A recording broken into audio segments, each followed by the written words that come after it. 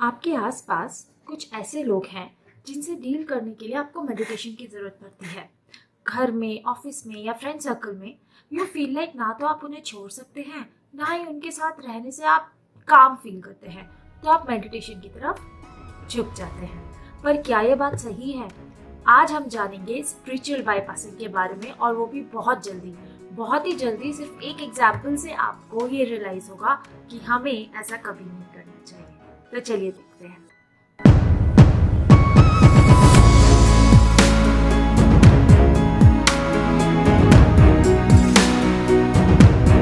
तो आपके साथ भी शायद ऐसा ही हुआ होगा कि लाइफ का कोई बुरा फेज आया, या मन हमेशा अशांत रहता था, या आप लो फील करते थे, एनर्जी वाइज अच्छा फील नहीं करते थे, या आपके आसपास कुछ ऐसे लोग थे आपके ऑफिस में या आपके घर में कि जिनके साथ आप शांति से रह पाए। इसके लिए आप मेडिटेशन की तरफ चले गए।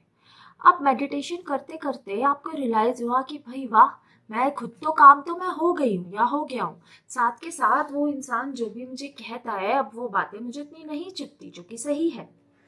तो आप 1 महीने 2 महीने मेडिटेशन करते हैं, यू फील स्टेबल इनसाइड, तो आप डिसाइड करते हैं कि हम रोज मेडिटेशन करेंगे।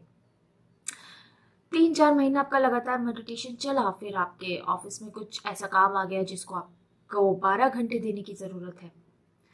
ऐसे में क्या हुआ कि धीरे धीरे धीरे धीरे मेडिटेशन आपका छूट गया। अब जब मेडिटेशन छूटा तो छूटने के 15-20 दिन बाद या 1 महीने बाद आपको रियलाइज हुआ कि वो इंसान फिर से मुझे बग करने लगा है। फिर से मैं अंदर से अनस्टेबल फील कर रही हूँ, फिर से मुझे घर में इतना अच्छा नहीं लग रहा है, फिर से वैसा ही हो रहा है जैसा 3-4 महीने पहले हुआ था जब मैंने मेडिटेशन जस्ट स्टार्ट किया था। तो आपके मन में आता है कि शायद मुझे मेडिटेशन फिर से करने की जरूरत है ना? देखिए, यहाँ पे हो क्या रहा है, जब कोई इंसान हमें बहुत परेशान करता है तो उसके कुछ कारण होते हैं। मानिए कि आपके और उनके वाइब्रेशन में बहुत ज़्यादा डिफरेंस है, तो आपको डिटैचमेंट प्रैक्टिस करने की ज़रूरत है।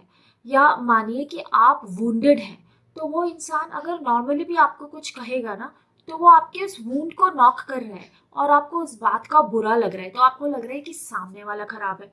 या फिर वो आपका कुछ इस तरीके से कार्मिक है कि उसको गिव बैक करना आपके लिए बहुत ज़्यादा ज़रूरी है, इसलिए वो आपकी लाइफ में प्रेजेंट है। ऐसी बहुत सारे रीजंस हो सकते हैं जिसकी वजह से फर्स्ट प्लेस आपको बुरा लगता है या आप उस इंसान के साथ एडजस्ट नहीं कर पाते। लेकिन ऐसे में बजाय ये समझने के कि मेरे अंदर क्या चल रहा है, आप मेडिटेशन की तरफ चले जाते हैं। तो मेडिटेशन अब आपको ऊपरी तौर पे शांत करना शुरू कर देता है, लेकिन जो रूट कॉज है हम उसको समझ नहीं पाते। तो जब तक मेडिटेशन चल रहा है तब तक आप शांत महसूस करते हैं। अब meditation is related to spirituality, और बाईपास हम यहाँ पे क्या कर रहे हैं, अपने रियल रीजन, अपने रियल वूंड्स।